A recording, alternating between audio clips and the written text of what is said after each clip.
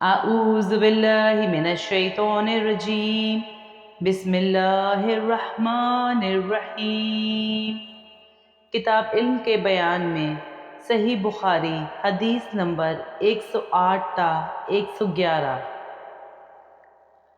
مجھے بہت سی حدیثیں بیان کرنے سے یہ بات روکتی ہے کہ نبی صلی اللہ علیہ وآلہ وسلم نے فرمایا کہ جو شخص مجھ پر جان بوجھ کر جھوٹ باندھے تو وہ اپنا ٹھکانہ جہنم میں بنا لے۔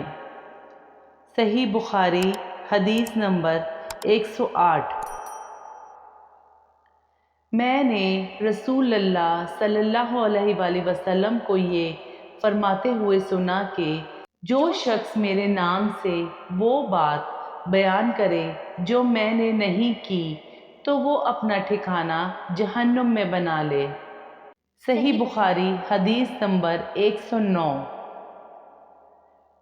رسول اللہ صلی اللہ علیہ وآلہ وسلم نے فرمایا کہ اپنی اولاد کا میرے نام کے اوپر نام رکھو مگر میری کنیت اختیار نہ کرو، اور جس شخص نے مجھے خواب میں دیکھا تو بلا شبہ اس نے مجھے دیکھا، کیونکہ شیطان میری صورت میں نہیں آ سکتا، اور جو شخص مجھ پر جان بوجھ کر جھوٹ بولے وہ دوزخ میں اپنا ٹھکانہ تلاش کرے۔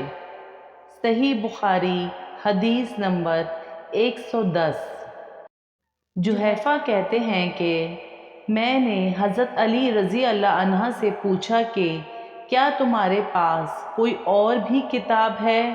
انہوں نے فرمایا کہ نہیں مگر اللہ کی کتاب قرآن ہے، یا پھر فہم ہے جو وہ ایک مسلمان کو عطا کرتا ہے، یا پھر جو کچھ صحیفے میں ہے۔ میں نے پوچھا اس صحیفے میں کیا ہے؟